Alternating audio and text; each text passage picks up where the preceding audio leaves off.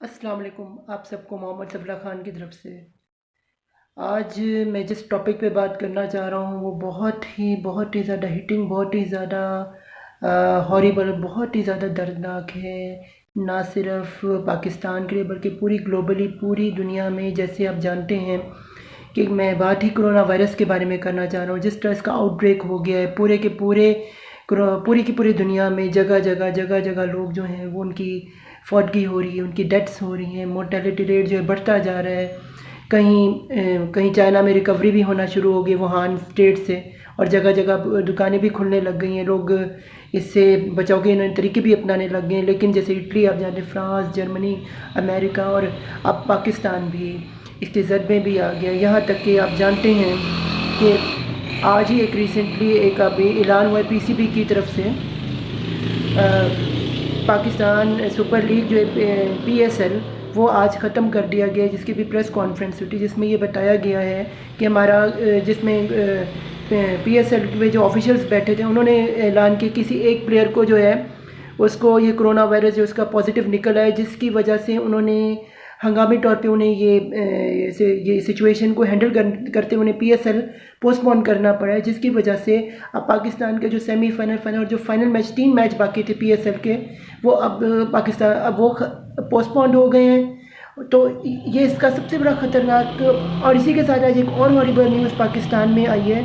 वो ये आई है कि पाकिस्तान में पहली जो हलाकत है वो एक बंदे की वो हो चुकी है कोरोना वायरस से, और तकरीबन 2 जो बंदे वो इससे उनके बकौल रिकवर हुए, जो कि मैं नहीं समझता कि जिस चीज़ का अभी तक जो है वो एंटीडोट आया नहीं है उसको ये कैसे रिकवरी की तरफ लेके जाते हैं। और इसी तरह जो 194 जो हैं वो केसेस जो हैं वो ओवरऑल पाकिस्तान में जो है वो हो चुके हैं, जिनको कोरोना वायरस जिनको पॉजिटिव जिनका निकल आया है। मैक्सिमम सिंध से हैं, उसके बाद बलूचिस्तान से हैं, और उसके बाद ये खैबर पख्तूनख्वा, और एट दी एंड जो है पंजाब में सब 6 हो गए हैं, और इस्लामाबाद से जो है वो 4 हैं।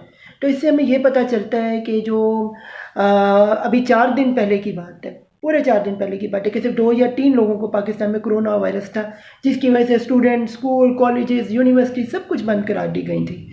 ये जब ईरान से जो लोग हैं बलूचिस्तान के ज़रिए पाकिस्तान में जो आए हैं, जो हज़रत रज़ा जो हैं, इनकी उनकी उनकी उस पे गए हुए थे ईरान में, जो उनकी कोई सेरेमनी थी, या उनका कोई जो उनकी प्रेयर जो होता है वहाँ पे प्रे करने गए हुए थे। तो वहाँ पे कहते हैं कि उसकी वजह से जो है कोरोना वायरस यहाँ पे जो है वो ईरान में चूँकि फैला है, उसकी वजह से यहाँ पे जो है पाकिस्तान में जो उन्हीं ज़ायरीन की वजह से पाकिस्तान में दाखिला हो गया। चूँकि जब ये ज़ायरीन हो रहा था तो उसके बीच में जो है हमारे जो पीआईए या ये जो एयरलाइंस जो है जब ये पाकिस्तान में जब आए हैं तो ये रिपोर्ट हो नहीं सके।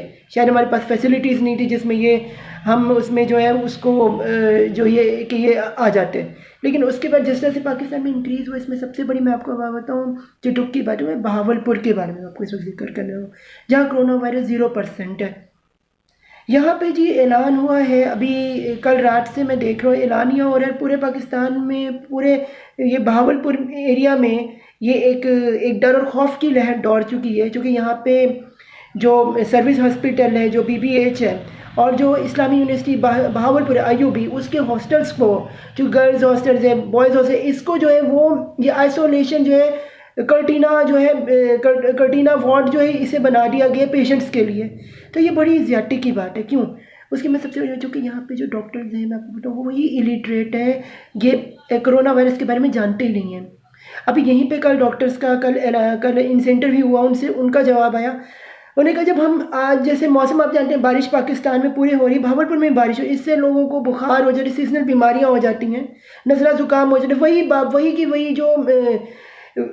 की वही जो सिम्टम्स हैं वो जो है कोरोना वायरस के पेशेंट के साथ है। तो कैसे डिस्टिंग्विश होगी जिसके वायरस का कोई एंटीडोट नहीं, जिसके वायरस के बारे में आप सही से जानते नहीं, पढ़ा हुआ नहीं, आपको इन्फॉर्मेशन नहीं है, वो आप उसमें जो है आप उसमें ये है कि जो आम जो पेशेंट्स हैं उनके साथ ज्यादती हो रही है। आम जो स्टूडेंट्स हैं, जो लड़के लड़कियाँ जो आईयूबी, उनका पूरा सेमेस्टर ज़ाया होगा।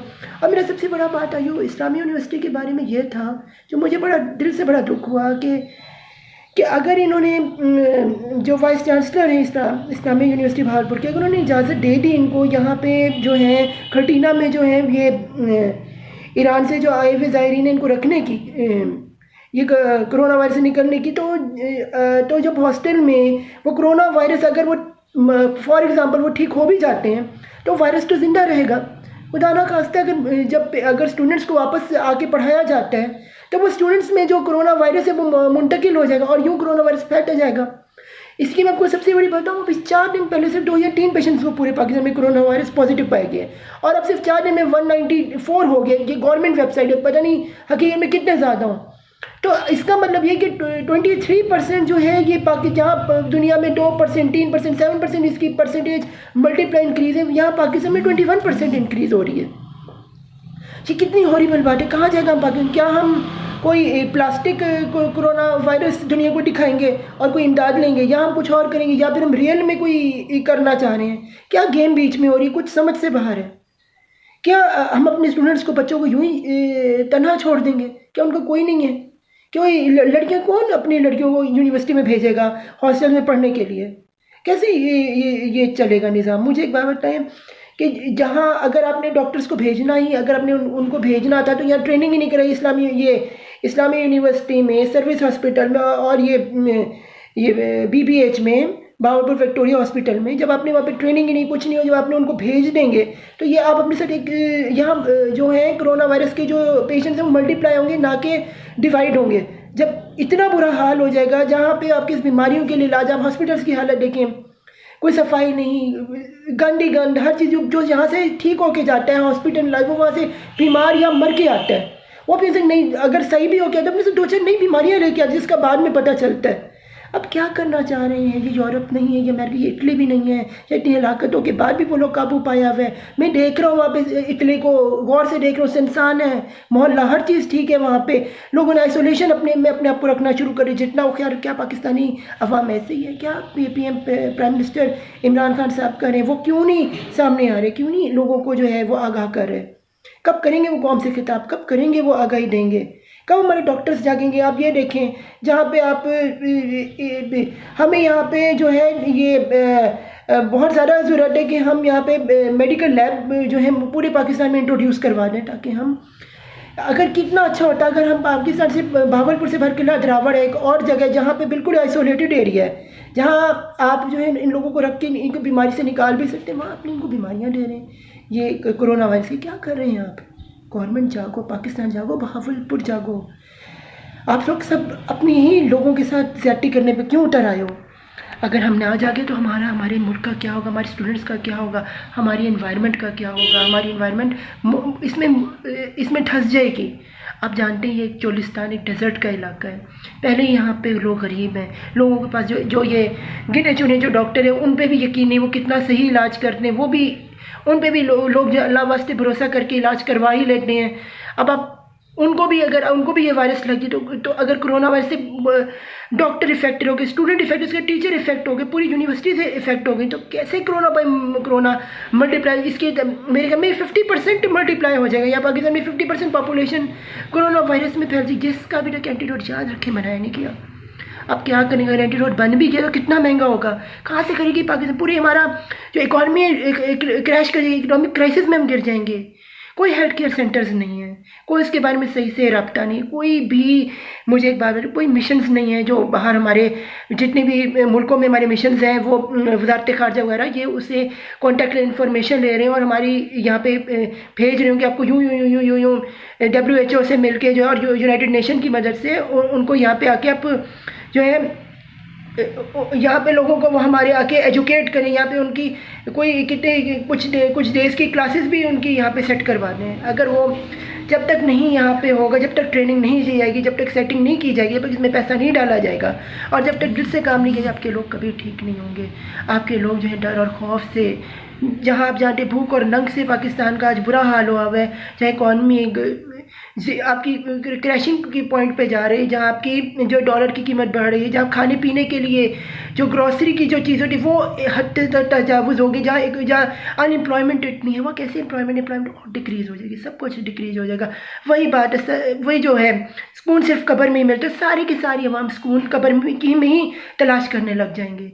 प्लीज़ पाकिस्तान जागो, please government of Pakistan, please PTI जागो, प्लीज़ सारी पीएमएलएन है, पीपल्स पार्टी है, जितनी भी काफिले हैं, जितनी भी पाकिस्तान पीएमक्यूएम है, जितनी भी पार्टी, सबको जागना, मिलकर यूनाइट होना पड़ेगा। ये वक्त जंग लड़ने का नहीं, ये वक्त है अपने मुल्क को संभालने का। जैसे और मुल्क लड़े, हिंदुस्तान को भी आप देख लें वो क्या कर रहे हैं, उनसे अगर मदद चाहिए उनसे मदद नहीं।